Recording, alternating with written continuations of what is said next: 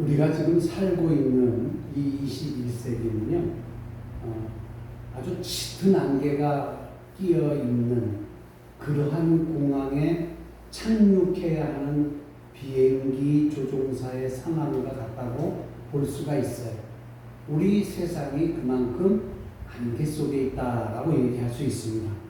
이런 안개가 자욱히 낀 이 공항에 착륙하려면 조종사는 해야 될 일이 있어요. 아무것도 보이지 않는 이 조종사가 활주로를 향해서 대범하게 이제 내려앉을 때에 모험을 해야 하지만 이 조종사는 내려앉는 이 순간에 어떻게 할 수가 없습니다. 이미 고도도 낮추어진 상태이고 속력도 많이 줄어들어 있는 상태예요. 그리고 그 짧은 시간 안에 빨리 활공 진로를 확인하고 이 활주로에 앉아야 되는 거예요. 이때 조종사가 해야 될 일이 기본적으로 몇 가지가 있습니다. 먼저 이 조종사는 비행기 안에 있는 계기판에 있는 방향 지시 등이라든지 지도라든지 또한 고도라든지 그 다음에 대기 속도계라든지 거리 측정기라든지 방향 탐지기라든지 활공 진로를 분명하게 확인해야 되는 거예요. 더 중요한 것이 있습니다. 이 조종사는 반드시 관제사의 지시를 받아야 하는 거예요. 관제사가 착륙 허가를 내리기 전까지는 이 비행기 조종사는요, 이 착륙을 할 수가 없어요. 비행기가 뜨고 착륙하는 것, 이거는요, 모두 관제사에 의해서 이루어지고 있는 거예요. 제가 이 내용을 좀 알아보기 위해서 한번 찾아봤습니다. 그리고 예전에 우리 그 유재석이라고 하는 분이 나와서 나왔던 그 프로그램이 있어요. 거기에 관제사가 한 분 나오신 적 있어요. 여자 관제사가 한 분 나오셨는데 우리나라에 평균적으로 내리고 앉는 관제사는 코로나 이전에는 한 몇천 건이 된다고 합니다. 하루에 내리고 앉는 비행기 횟수가. 그래서 그 많은 그 몇천 대의 비행기를 내리게 하고 또 뜨게 하고 하는 것이 모두 이 관제사의 조종 아래서 이루어지는 거죠. 요즘 자동차, 이 하늘에 있는 이 비행기뿐만 아니라 저희 자동차에도 그리고 저희 핸드폰에도 나와 있습니다만 이 자동차 안에도 내비게이션이라는 게 있어요. 그래서 여러분 차 타고 자녀분들의 차를 타나 또 제 차를 타신 분들을 보면 아시겠지만 어떤 그 아주머니가 나와서 자꾸 이제 길 안내를 해요. 여기서부터 얼마를 더 가셔서 우회전합니다라고 하는 내비게이션이 있습니다. 이 내비게이션은요, 이 위성 안테나를 장착하게 돼 있어요. 그래서 제 차에도 위성 안테나가 있어요. 그래서 위성에서 쏘는 그 모든 지도의 상황들이나 그 다음에 도로 상황들을 이 내비게이션을 통해서 저에게, 운전자에게 전달되는 거예요. 그래서 그 내비게이션에는 이 감지 카메라도 또한 있어요. 앞으로 몇 킬로 더 가면은 시속 100km 이상 넘으면 단속이 됩니다. 라고 하는 그 속도계가 있고, 앞으로 얼마를 더 가서 이 고속도로를 빠져나가야 됩니다. 아니면 1번 도로에서 저기서 얼마나 가서 좌회전해야 됩니다. 여기는 신호가 빨간불이니까 이제는 신호도 지켜야 됩니다. 라고 하는 여러 가지의 교통 정보를 이 내비게이션을 통하여 운전하는 운전자에게 전해주고 있는 거예요. 그러니까 이 GPS를 장착해서 어디를 가든지 우리는 길 안내를 받을 수 있다라는 거예요. 그 안내 지도를 통하여 운전할수록 안전하게 운전할 수 있고 정확한 목적지에, 내가 설정했던 목적지에 정확하게 또 그 시간 안에 들어갈 수가 있는 겁니다. 그런데 사람들은요, 우리가 인생을 살아가면서 이런 내비게이션 역할과 관제사 역할을 해주는 그 존재가 있는데 그 존재를 우리는 부인하면서 사는 사람들이 너무나 많다라는 거예요. 그 내비게이션이나 관제사가, 우리 인생의 관제사나 내비게이션이 되어주시는 분이, 그 존재가 있는데 그분이 누구냐면 바로 하나님이라는 사실이에요. 우리는 하나님의 지시를 받지 않고 살아가는 그런 인생을 살아가고 있다라는 거예요. 인생의 미래와 방향에 관해서 하나님께서 말씀하시는 대로, 하나님께서 지시하는 대로, 하나님께서 들려주는 음성대로, 하나님께서 보여주는 환상대로, 하나님께서 깨닫게 하는 느낌대로 우리는 살아가고 있지 않다라는 거예요.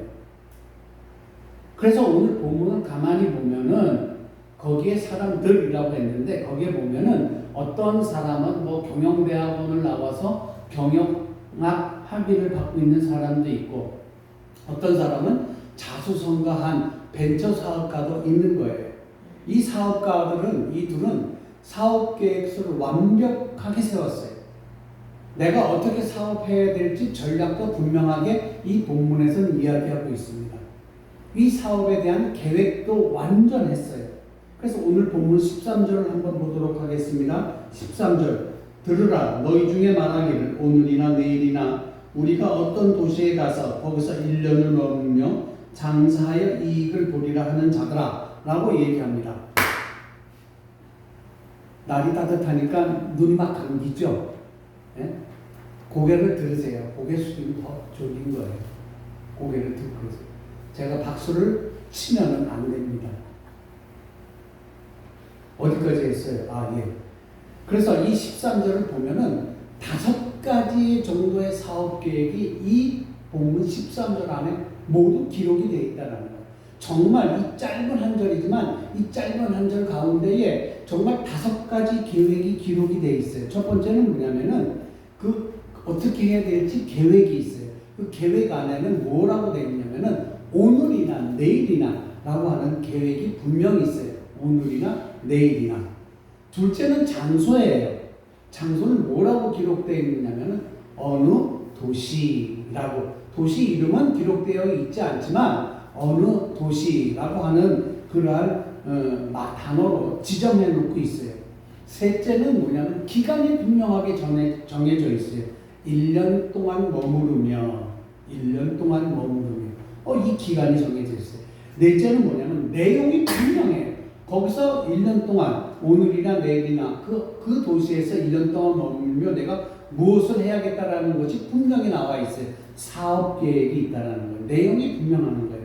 5번째는 목표도 분명하게 설정이 돼 있어요. 그게 뭐냐면 돈을 벌겠다는 거예요. 그래서 13절에 보면은 내가 1년 동안 머물며 장사하여 어떻게 했어요? 내가 이익을 보리라.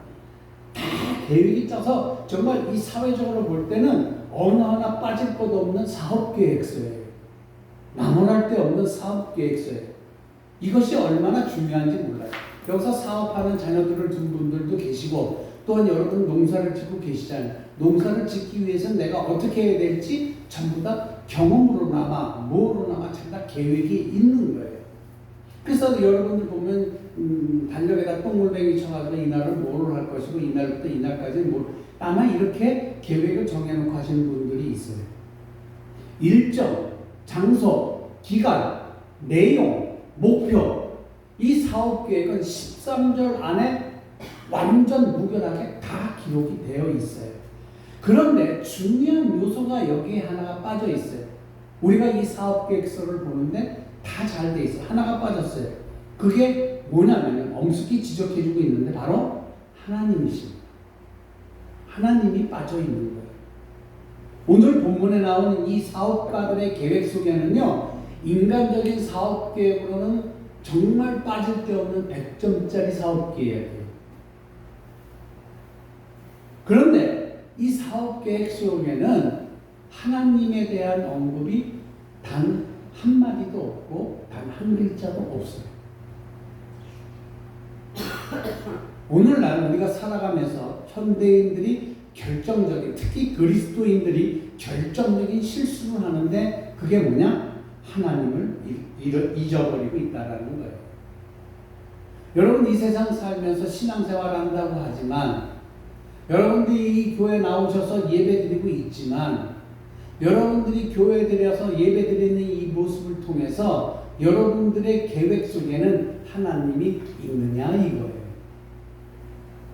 여러분들이 이 세상을 살아가는 그 계획 속에 여러분들이 무엇을 해야 될지 인간적인 세상적인 계획은 있을지라도 그 계획 속에 하나님이 있느냐 이거예요. 곰곰이 생각해 보세요. 여러분이 진짜로 하나님의 사람이라면은 하나님이 없는 계획은 세우지 마시길 바랍니다. 하나님이 없는 계획은요, 무신론자들이 세우는 계획이에요.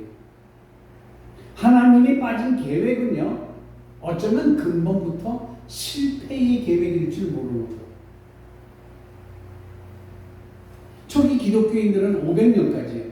편지의 마지막 부분에 꼭 한 글귀를 집어넣었어요.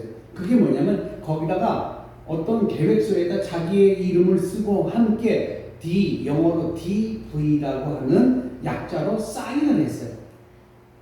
그런데 이 DV라고 하는 사인이 뭔가 가만히 라틴어로 살펴봤더니 데오 볼렌테라고 하는 그 뜻이란, 그 단어의 뜻이랍니다. 이걸 영어로 다시 번역하면 로드 윌링이에요. 이거를 한국어로 번역을 하면 뭐냐면 하나님이 뜻이라면 이라는 뜻이에요. 그들의 모든 계획과 소망 위에 하나님의 뜻이 우선했음을 이 서류에서 우리는 발견할 수가 있는 거예요. 데오 볼렌테, 로드 윌링, 하나님의 뜻이라면 자기가 어떤 계획을 쓰고 어떤 편지를 쓰고 어떤 문서를 쓰더라도 꼭 데오 볼렌테라고 하는 약자 DV라고 하는 걸 자기 이름 앞에 썼다라는 거예요. 하나님의 뜻이라면 내가 이걸 하겠다라는 거예요. 얼마나 아름다운 사인입니까? 잠언 16장 1절에 뭐라고 기록되어 있는지 여러분, 그 내용이 그래요. 계획은 사람이 세우지만 결정은 누가 해요? 하나님이 하신다고. 잠언 16장 1절. 그것뿐인가요? 잠언 16장 9절에는 뭐라고 해요? 한 번 더 반복해서 이 이야기를 강조하고 있어요. 사람이 마음으로 자기의 앞날을 계획하지만 그 발걸음을 인도하시는 분이 누구냐? 하나님이라고 16장 9절에 다시 한번 강조합니다. 그래서 우리는 이런 신앙적인 성숙한 모습을 가질 필요가 있는 거예요. 잠언 16장 1절과 9절에 나와 있는 신학적 성숙을 우리는 가져갈 필요가 있는 거예요. 우리는 더 이상 주님, 우리가 하는 일을 축복해 주세요, 제가 하는 일을 축복해 주세요라고 기도하지 마시기 바랍니다. 그 기도는 저는 틀렸다는 기도가 이번 말씀을 준비해서 딱 느껴졌어요. 주님, 제가 이 일을 하려고 하는데 축복해 주세요. 어떻게 보면 맞는 이야기일 수 있어요. 어떻게 기도해야 되는지 아세요? 주님, 내가 하는 일을 축복해 주세요 라고 하는 기도가 아니라 주님, 하나님께서 축복하는 일을 제가 하게 해주세요 라는 기도를 해야 된다는 거예요. 내가 계획을 세워놓고 하나님이 이 일에 대해서 축복해 주세요가 아니라 하나님, 내가 일을 하고 싶은데 하나님이 계획하신 일을 제가 할 수 있도록 해주세요 라는 기도, 그거를 그렇게 바꾸시라는 거예요. 이게 성숙한 기도예요. 그래서 우리가 오늘 계속 살펴보며 정리하듯이 이 야고보서의 이 주제가 뭐냐면, 야고보서 전체 주제가 뭐냐면 믿음의 성숙이에요. 그래서 성숙한 사람일수록 자기 뜻대로 살지 않고 하나님의 주권을 인정하고 하나님의 뜻대로 사는 겁니다. 이게 성숙한 그리스도인들의 모습이에요. 여러분, 성숙했다라고 하면 우리가 육적으로 볼 때에 갓난아기에서부터 성인이 되는 20몇 살까지 자라날 때 우리 성숙이라고 얘기합니다. 여러분, 그리스도인의 성숙은 이런 성숙이 아니에요. 그리스도인의 성숙은요, 어떠냐면은 내 뜻대로 살지 않고 하나님의 뜻대로 살아가는 그런 사람들 보고 믿음의 성숙자라고 얘기해요. 여러분, 신앙생활이 여기서 몇십 년씩 되지만 과연 내가 믿음의 성숙자라고 얘기할 수 있느냐 이거예요. 예배드리는 모습이나 드려지는 헌금이나 바로 밖에 나가서 하는 여러분들의 믿음 생활이 내가 믿음의 성숙자라고 얘기할 수 있느냐 이거예요. 특별히 우리 21세기를 살아가면서 정말 우리는 불안한 상태를 살아가고 있다라는 거예요. 이 21세기는 우리의 미래를 예측할 수가 없어요. 그렇지 않아요? 그래서 어떤 학자가 이렇게 얘기합니다. 21세기는 성공할 수도 있지만 실패할 수도 있다. 성공과 확률의 가능성이 둘 다 높다라는 거예요. 그렇기 때문에 하나님을 믿는 우리들은 어떻게 해야 되느냐? 더욱더 하나님을 의지하고 하나님 말씀을 따르고 하나님의 말씀대로 살아야 되는 거예요. 사랑하는 성도 여러분, 인생은 실패하며 살아가기는 너무나 짧아요. 우리가 매번 실패하면서 살아가기는 우리의 인생이 너무 짧다는 거예요. 오늘 본문을 자세히 살펴보면요, 우리는 한 번 살면 끝나는 인생은 실패하기 너무 아깝다라는 거예요. 너무 짧기 때문에 그렇다는 거예요. 오늘 본문에 진지하게 나와 있어요. 여러분, 뭐라고 나타나 있는지요? 여러분, 잠깐 나타났다가 사라져버린 안개 지나지 않습니다 라고 얘기합니다. 이 인생이 얼마나 짧은지, 그리고 얼마나 정신없이 지나가는지 우리가 알 수 있는 거예요. 보세요. 벌써 우리가 2024년 9월 두 번째 주일을 맞이하고 있어요. 엊그제 신년 감사 예배를 드린 것 같아요. 그런데 벌써 9달이 지났어요. 그래서 이 인생이 얼마 빨리 지나가는지 성경에서도 얘기하고 있어요.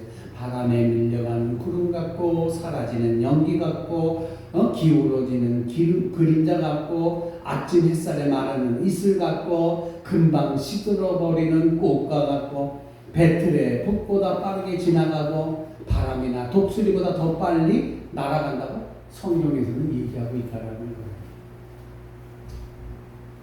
그렇다면 오늘 읽은 이 본문이 우리에게 주려고 하는 메시지가 뭘까요? 주려고 하는 교훈이 뭘까요? 짧게 얘기해서 내 계획대로 살아가기는 인생이 짧다라는 거예요. 그리고 아깝다라는 말이에요. 한순간 없어질 돈에 대한 욕심 때문에 영원한 생명을 소홀히 하며 살아가고 있는 인생들이 너무나 많아요. 자, 우리 15절, 본문 15절 한번 관찰해 보도록 하겠습니다. 함께 15절 보시도록 하겠습니다. 너희가 도리어 말하기를 주의 뜻이면 우리가 살기도 하고 이것이나 저것을 하리라 할 것입니다 라고 했어요. 15절.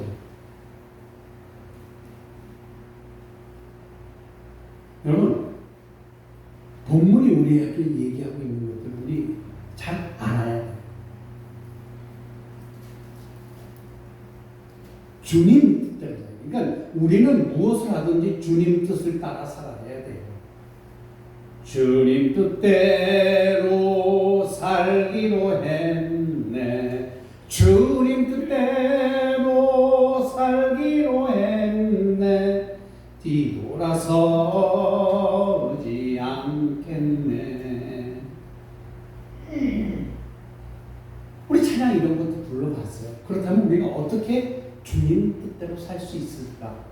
한 8가지 정도로 제가 한번 나눠 봤습니다. 먼저는 성경은요, 하나님은요, 성경을 통해서 하나님의 뜻을 우리에게 가르쳐주고 계시다라는 하나님은 성경의 말씀을 통해서 본인의 뜻을, 하나님의 뜻을 우리에게 가르쳐주고 있다는 성경은요, 인생 전반에 걸친 모든 문제를 알려주고 백과사전적인 그런 뜻을 다 갖고 있어요. 하나님의 뜻은요, 하나님 말씀 안에 분명하게 적혀져 있어요. 우리가 하나님의 뜻을 찾을 때 성경이라는 도로 지도보다 더 결정적인 것은 없어요. 성경은 우리 인생의 내비게이션과 같아요. 학자는 이렇게 얘기합니다. 하나님은 독자를 혼동시키는 작가가 아니다 라고 얘기해요. 다윗은요, 시편에서 하나님의 말씀은 인생의 방향을 정확하게 가르쳐주고 있다, 나침판이다 라고 하는 얘기를 시편 119편 105절과 시편 143편 8절에서 얘기하고 있어요. 그래서 어떤 설교가는 이렇게 얘기합니다. 당신이 하나님의 말씀을 더 잘 알게 되면 될수록 하나님의 뜻은 더욱 분명해진다 라고 얘기합니다. 하나님의 뜻과 더불어 가장 적게 씨름하는 자들은 하나님의 말씀을 가장 잘 아는 자들이다 라고 얘기합니다. 그러면 하나님의 뜻대로 살기 위해서는 날마다 어떻게 해야 돼요? 자, 하나님의 뜻을 알기 위해 따라해 봅시다. 하나님의 뜻을 알기 위해 날마다 말씀을 읽고 암송하고 묵상합시다. 하나님의 뜻을 알기 위해 우리는 날마다 하나님의 말씀을 읽고 묵상해야 될 것입니다. 그리고 두 번째는 뭐냐면요. 하나님은 우리에게 우리가 기도할 때 하나님의 뜻을 알려주시는 거죠. 처음엔 말씀을 통해서 하나님의 뜻을 알려줬지만 두 번째는 우리가 기도할 때에 하나님의 뜻을 알려주신다는 거죠. 하나님의 뜻대로 사는 최선의 방법은 뭐냐면은 하나님께서 바른 길과 바른 결정으로 인도해 주시도록 기도하는 거예요. 이 과정에서 우리가 하나님과의 필요한 관계가 있어요. 이게 뭐냐면은 하나님과의 인격적 관계예요. 제가 박순덕 권사님하고 얘기를 해요. 그러면 박순덕 권사님하고 저가 정말로 인격적 관계가 없으면 여러 가지 일을 놓고 논의할 수가 없어요. 마찬가지로 제가 고울주 권사님하고 어떤 얘기를 해요. 아까도 차 안에서 얘기했어요. 오늘 이번에 선영씨 언제 와요? 그랬더니 설 끝나고 와요 라고 얘기했어요. 이런 얘기는 내가 고울주 권사님하고 인격적 관계가 없으면 물어볼 수 있는 얘기가 아니에요. 왜? 인격적 관계를 떠난 것은 관심 밖의 일이기 때문에 그래요. 그래서 내가 중요한 결정을 할수록 결정을 해야 될 일이 많을수록 나는 어떻게 해야 되냐? 하나님과의 인격적 관계 형성을 가져야 되는 거예요. 그래서 그 인격적인 관계를 통해서 내가 하나님께 기도하고 그 기도 가운데 나에게 알려주신 하나님의 뜻을 알도록 해야 되는 거예요. 그래서 야고보서 1장 5절에 뭐라고 하냐면 너희 중에 누구든지 지혜가 부족하든 하면은 모든 사람에게 후히 주시고 꾸짖지 아니하시는 하나님께 구하라. 그러면 주시리라. 이렇게 얘기합니다. 그러고 나서 말씀과 기도를 얘기하고 나서 뭐라고 우리를 하냐면 하나님은 환경을 통해서 우리를 인도하시는 거예요. 말씀을 통해서 하나님의 뜻을 알려주시고 기도를 통해서 하나님의 뜻을 알려주시고 그리고 우리의 환경을 통해서 하나님은 우리를 인도하시는 거예요. 우리가 어떤 일을 하려고 하는데 하나님께서 내 주위의 환경을 닫아버리면요 또 막아버리시면 우리는 그 일을 할 수가 없어요. 성경은 이 이야기를 아주 쉽게 얘기합니다. 닫으면 열 사람이 없고 열면 닫을 사람이 없다고 하나님의 말씀이 성경에 기록되어 있어요. 여러분 사도 바울 선생님 보세요. 사도 바울 선생님이 갈라디아로 성도지를 옮기려고 했을 때 환경의 문을 닫아버렸어요. 그래서 유럽 선교를 향해 방향을 바꾸니까 처음 관문인 빌립보에서부터 하나님께서 환경의 문을 활짝 열어주셨던 거예요. 그래서 우리가 계획을 잘못 세운 일에는 하나님이 막거나 닫아주시고 그러나 하나님의 뜻대로 일하고자 했을 때는 하나님이 우리 앞에 그 일을 할 수 있도록 환경의 문을 활짝 열어주신다는 거예요. 할렐루야. 그리고 나서 말씀을 통해서 기도를 통해서 환경을 통해서 우리에게 주시고 그 다음에 우리에게 주시는 건 뭐냐면은 하나님의 감정을 통해서 우리를 지도하신다라는 거예요. 하나님의 감정을 통해서 우리를 지도하시는 거예요. 특히 이 감정은 어떻게 오는지 아세요? 성령을 통해서 우리에게 오시는 거예요. 성령을 통해서. 성령을 통해서 우리 마음에 주시는 거예요. 그리고 그 마음에 주시면서 우리가 주님의 뜻을 하나님의 뜻을 확신하게 만들어요. 예전에 제가 이제 부교육자일 때 청년들하고 어떤 결혼 문제에 대해서 상담할 때 꼭 묻는 질문이 있어요. 그 질문은 뭐냐면 그 배우자를 놓고 기도하는데 마음이 평안이 있었느냐라는 거예요. 내가 그 배우자를 놓고 기도할 때 성령님께서 나에게 마음의 평안을 주셨는가, 이거를 꼭 발견하라, 이렇게 얘기했어요. 그래서 빌립보서 4장 7절에 뭐라고 우리에게 말씀하셨냐면, 모든 지각에 뛰어난 하나님의 평강이 마음과 생각을 지켜주시고 확실한 것을 우리에게 주신다고 얘기했어요. 이 내적 평안, 나에게 내적 평안이 운동 중에 야구가 있어요. 그 야구의 세이프인지 아니면 아웃인지를 분명하게 알려주는 거예요. 이 내적 평안이 어떤 내적 평안? 하나님이 주시는 내적 평안이 내가 이 인생길에서 살아갈 때 그게 세이프인지 아웃인지를 분명하게 알려주는 거예요.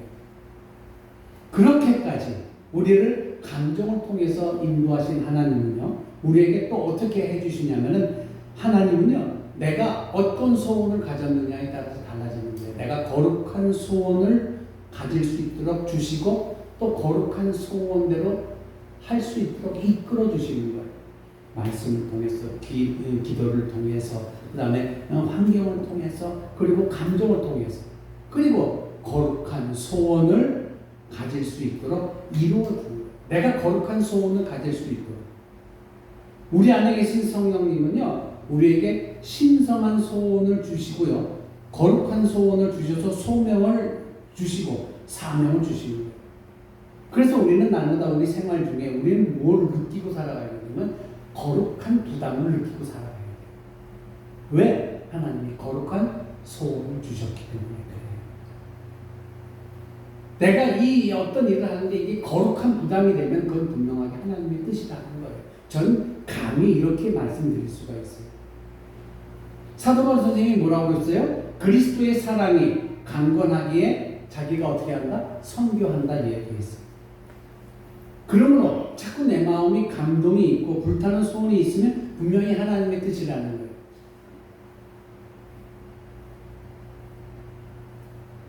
그래서 마음속으로 서원한 것까지 행하라 그러지.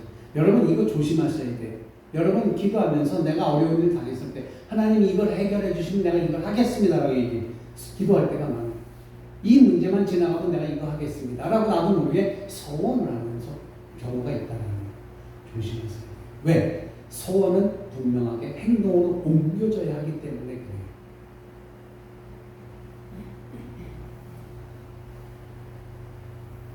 성령은요, 마음속에 소원한 것까지 행하라. 그러니까 우리 안에 거룩한 부담감을 주시는 것도 하나님의 뜻이라는 거죠. 그 성령의 소원을 내가 소멸치 말고 이 땅에서 살아가야 되는 거예요. 거기뿐인지 아세요? 하나님은 내적으로 말씀을 통해서, 기도를 통해서, 환경을 통해서, 그리고 하나님의 감정을 통해서, 그리고 우리에게 거룩한 소원을 주신 것, 그것뿐만 아니에요. 내 주위에 있는 사람들을 통해서 또 우리를 다듬어 가시는 게 뭐냐면은, 하나님은 훌륭한 그리고 신실한 그리스도인들을 통해서 조언이나 충고를 해 주신다는 거예요. 우리 중에 너무나 잘난 나머지 내가 다른 사람의 조언이나 충고를 듣지 않으려고 하는 사람이 있어요. 내가 너무 잘난 척해요. 내가 너무나 많이 알아요. 그래서 주변에서 하는 조언이나 충고를 내가 듣지 않으려고 해요. 이건 뭔지 아세요? 교만이에요. 학식이 높은 모세도요, 학식이 딸리는 장인 이드로를 찾아가서 조언을 얻었습니다. 그 이드로의 조언을 통해서 하나님의 뜻을 깨달았고요. 다윗은 어린 나이 나단에게 충고를 듣고 하나님의 뜻을 깊이 깨달았어요. 솔로몬은요, 잠언에서 이런 좋은 금언을 남겨줬어요. 뭐냐면은 잠언 24장 6절에 전략을 세운 다음에야 전쟁을 할 수 있고 참모가 많아야 승리할 수 있다. 이 얘기는 뭐냐면은 정말 신앙심이 좋은 그리스도인들에게 조언을 받고 충고를 듣는 과정이에요. 그리고 잠언 27장 9절에 때로는 다정한 친구의 충고가 내 인생을 축복하는 것이다라고 정말 다윗 왕도 그렇게 얘기했다라는 거예요. 이게 제 개인적인 얘기라면은 여러분들 그냥 있을 수도 있겠지만 이건 하나님의 말씀이에요. 하나님의 말씀으로 기록된 거예요. 말씀과 기도와 또 환경과 그리고 감정과 여러 가지를 통해서 우리에게 주셨지만 우리는 나를 제일 잘 아는 같은 성도의 충고도 들을 수 있어야 되는 거예요. 잠언 19장 20절 너희는 공고를 들며 훈계를 받아라. 그리하면 내가 필경은 지혜롭게 되리라. 분명하게 얘기하고 있는 거예요.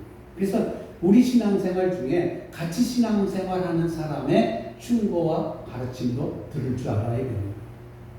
그렇게 하고 나면은 하나님은 우리에게 어떻게 하는지 아세요?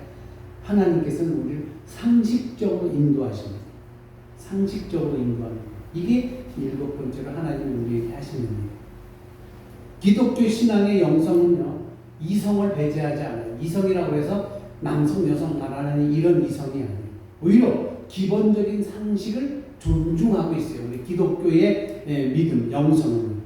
성경에 쓰이는 온전한 마음, 이 온전한 마음이 우리는 성경을 통해서 몇 번 볼 수가 있는데 이 온전한 마음의 올바른 단어의 뜻은 뭐냐면 상식이라는 뜻이에요. 그런 뜻과 함께 상통할 수가 있어요. 성경에서 쓰인 온전한 마음.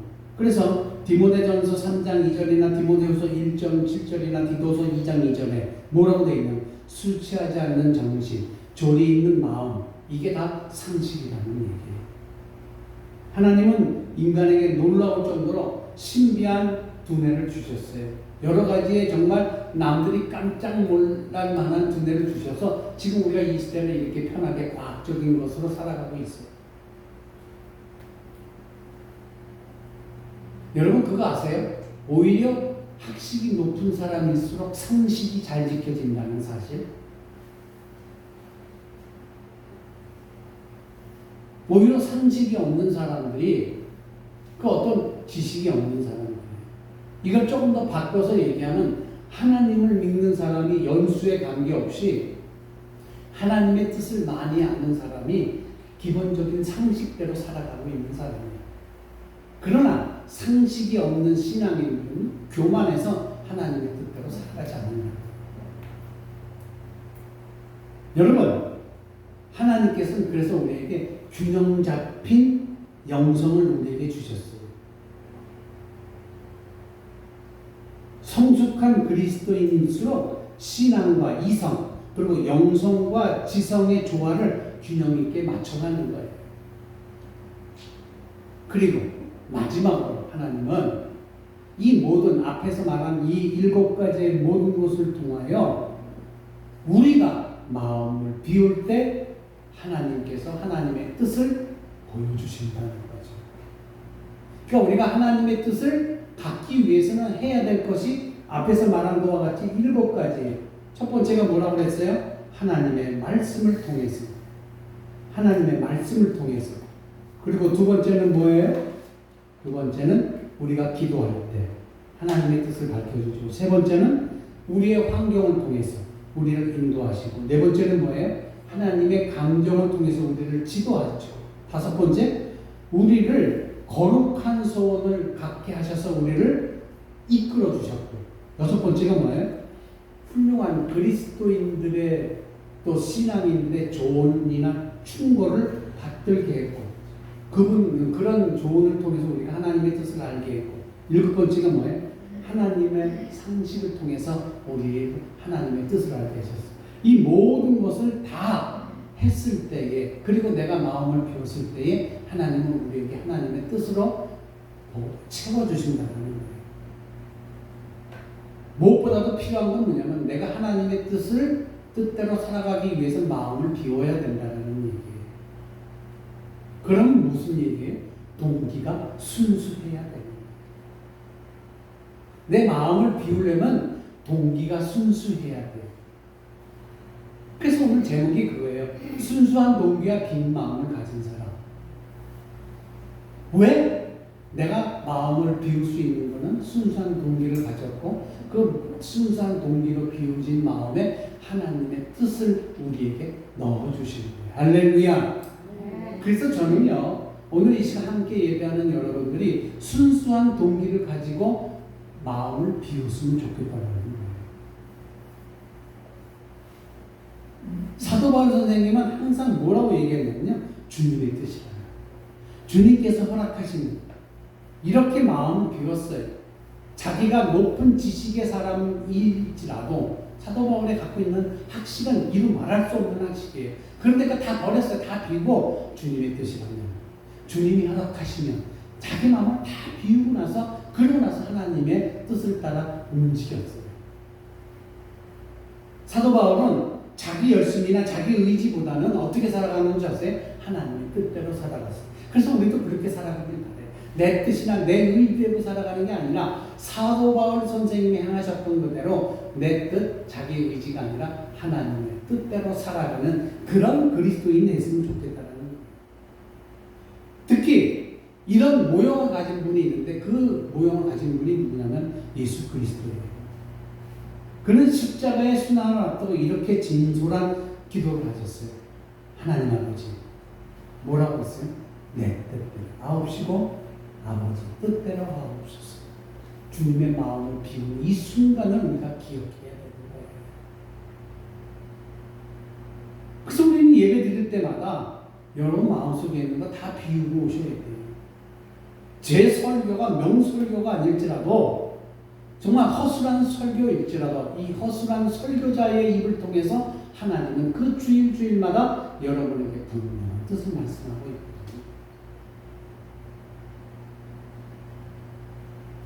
하나님의 뜻을 안다는 것은 위대한 지식이에요. 하나님의 뜻을 행한다는 것은 내가 이 세상에서 위대한 성취를 이루는 거예요. 그래서 오늘 우리는 본문 16절과 17절에 결정적인 도전을 받아야 돼요. 16절과 17절 제가 읽겠습니다. 이제도 너희가 허탕한 자랑을 하니 그러한 자랑은 다 악한 것이라. 그러므로 사람이 선을 행할 줄 알고도 행하지 아니하는 죄이다. 우리는 이 결정적인 도전, 이 두 절의 말씀으로 결정적인 도전을 받아요. 우리는 하나님의 뜻을 아는 것이 전부가 아니에요. 그것이 아는 것으로 끝나는 것이 아니에요. 그분의 뜻대로 움직이는 것이 그리스도인의 삶이라는 거죠. 기독교의 신앙적 근본은 단순히 아는 것이 아니라는 거예요. 따르지 않는 것이 죄라고 얘기한다. 그러니까 따르지 않는 것이 죄라고 하는 건 뭐냐면 움직여라. 그 뜻대로 행하라. 행동하라. 이 이야기예요. 그런데 이걸 알아야 돼요. 처음에는 내가 그걸 깨닫지 못해요. 근데 그걸 나중에 가서 깨닫게 됩니다. 그래서 그때 내가 세운 계획이 잘못됐거나 깨닫고 나서 계획을 바꿔요. 그러나 그것을 우리는 실수라고 얘기하지 않아요. 실수라고 얘기할 필요가 없어요. 왜? 하나님 뜻에는 실수가 없기 때문에 그래요. 예수님은 이렇게 말씀하시고 이렇게 선언하셨죠. 누구든지 하나님 아버지의 뜻대로 사는 자가 내 형제, 내 자매예요. 그래서 우리는 내 인생의 내 삶의 관제사가 되고 내비게이션이 되시는 하나님의 지시대로 사는 그런 성도가 되어야 된다는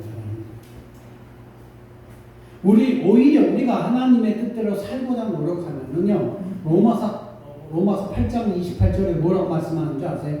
모든 일이 협력하여 선을 이룬 놀라운 축복이 임할 줄 알아라. 이 이야기예요. 여러분, 우리 삶이 때로는 짙은 안개가 끼어 있을 때도 있어요. 그 짙은 안개가 가득 끼어 있는 그 공항에 내가 착륙해야 되는 비행사 입장에 될 수도 있다는 거예요. 그때 내가 결정적인 판단을 내려야 할 때, 그때 내가 하나님의 뜻대로, 관제사의 뜻대로 내가 행동할 수 있는 그러한 그리스도인이 되고 조종사가 돼야 돼요. 왜? 아무리 내 앞을 가늠할 수 없는 안개가 꼈더라도 우리 두려워할 필요가 없어요. 왜? 우리 삶에, 우리 인생의 관제 관제사가 되시는 하나님이 계시기 때문에 비행사는 아무것도 보이지 않는 가운데에 계기판을 그리고 관제사의 말을 들으며 착륙을 합니다. 안전하게 착륙합니다. 그래서 우리는 어떻게 해야 돼? 어떤 믿음이 있어야 돼? 하나님은 우리를 최상의 길로 인도하시는 겁니다. 할렐루야. 오직 순수한 동기와 빈 마음을 가져서 내가 행복한 사람이 되었으면 좋겠어요. 오직 순수한 동기와 빈 마음으로 주님의 뜻을 따르고자 한다면은 여러분들은 행복한 성공자가 될 수 있어요. 그래서 오늘 이 자리에 함께 하신 우리 성도들, 여러분들 모두가 순수한 동기와 빈 마음으로 주님의 뜻을 따라서 행복한 성공자가 되시기를 주의 이름으로 간절히 축원합니다.